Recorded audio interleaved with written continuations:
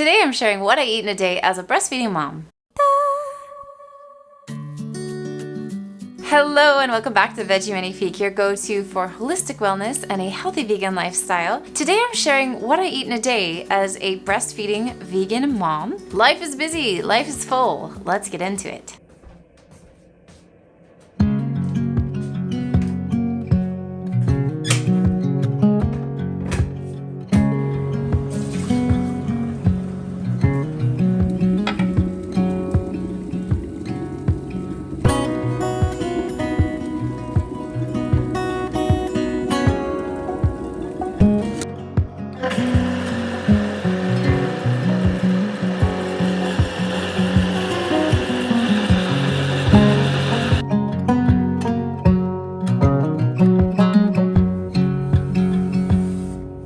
So today's meal plan is chock full of Galactagogues for milk production. Now, I've already talked about Galactagogues on this channel, so definitely check out the video that I will link where I talk a little bit more in depth on Galactagogues, but suffice it to say, they help with milk production. So for breakfast, we're doing a cherry almond smoothie, and we do a lot of smoothies because my son loves them, my 2-year-old. So he's always at the ready to make a smoothie, to drink a smoothie. He loves them. So for this recipe, add the following ingredients to a blender: a ripe banana, preferably frozen, a cup of frozen cherries, 2 tablespoons almond butter, 1 teaspoon vanilla extract, a half carton silken tofu, hello extra protein, plus some soy milk if need be to thin it out. Now, optional add-ins, you can add a scoop of your favorite protein powder. I would recommend vanilla here, and or a tablespoon of cocoa or cacao powder. This is so good. Please make it. And next up, because I can't just drink a meal, I need something to chew, we're gonna have some delicious Ezekiel toast with some chia seed jam and some fruit. So my chia jam is literally just frozen raspberries and chia seeds. And you could add some date syrup if you like, but I like it as is. And it's so delicious and so easy. You just pop some raspberries into a pot, you heat it up for a little bit, you add in some chia seeds, you stir, and voila. For our morning toast, I highly recommend Ezekiel bread because it's one of the healthiest breads on the market, and it makes for a filling brekkie. So I don't have a toaster because I have an air fryer. So I just pop my bread into my air fryer to crisp it up, and it makes a delicious toast.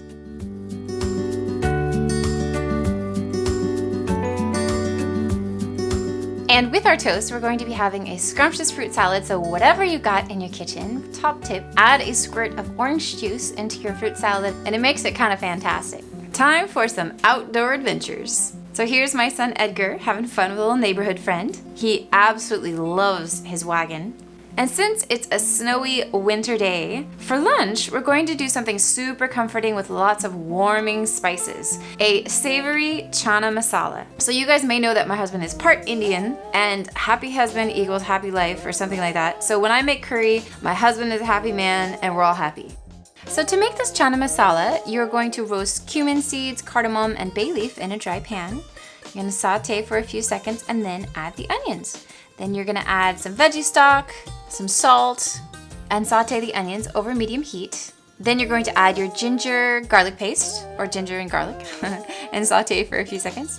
Then add in your tomato puree and mix. Add in the coriander powder, cumin seeds, turmeric, and the red chili powder. And then you're gonna mix it really well. So you're gonna stir and let the tomatoes cook for about 5 minutes until the water has mostly evaporated and the tomatoes start to get a little darker. And then you're going to add in your chickpeas. Stir, stir, stir. Then add about a cup of water. The chana masala at this point should be quite thick. Then you're going to bring the masala to a boil, cover and simmer for around 10 minutes. Stir a couple times in between to make sure there's enough liquid in your pot. Next, we're going to mash some of the chickpeas with the back of the ladle of your spoon. Now this is also going to help the sauce to thicken. Now, stir in the chana masala powder. Now here's the thing about chana masala powder. This is really to make it taste like chana masala, so I highly recommend if you're into these kinds of dishes that you actually order this product, because this is where the magic happens taste-wise. And add some salt if needed. And you can serve this over a bed of your favorite whole grain, from brown rice to millet.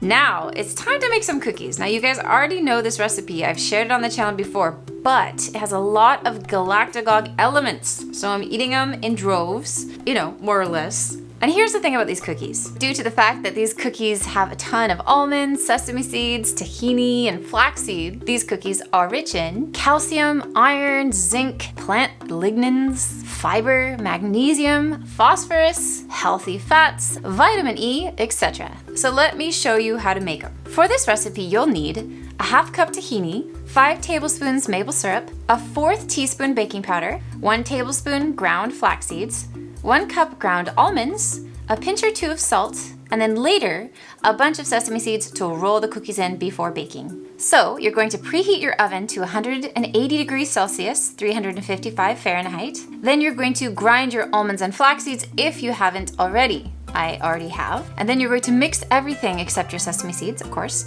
in a bowl. You're gonna roll the batter and then roll in the sesame seeds. Now coat every centimeter and then pop them on a baking sheet. Now comes the fun part. Smash them down with the bottom of a glass. It's so satisfying.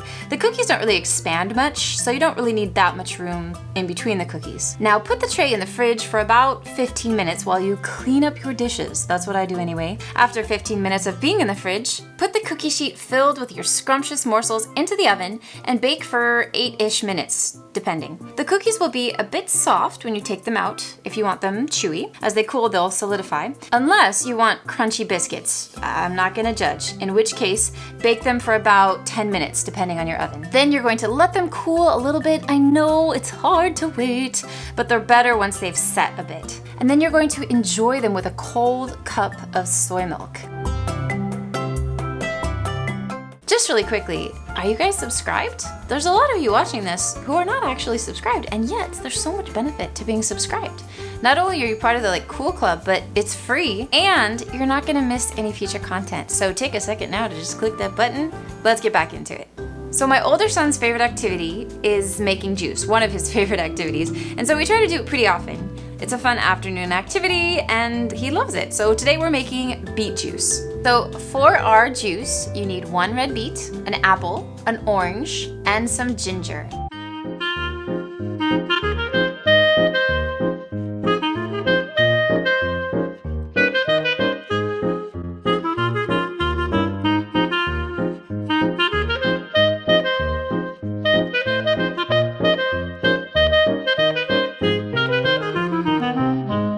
Fun fact, did you know that potatoes are rich in potassium?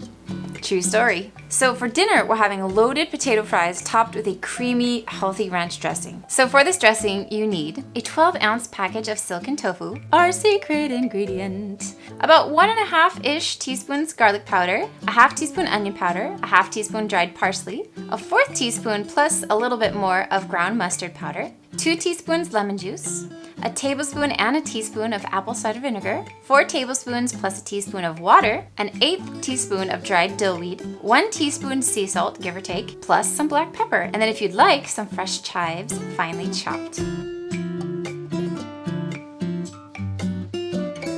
So first, arrange your cleaned potatoes on a trivet inside of any pressure cooker and pour about 1 to 2 cups of water into the cooker. Now you're going to set the pressure cooker to high pressure and cook for around 12 minutes. Then you're going to transfer the cooked potatoes into the fridge for a few hours. After chilling, slice the cooked potatoes into fry shapes.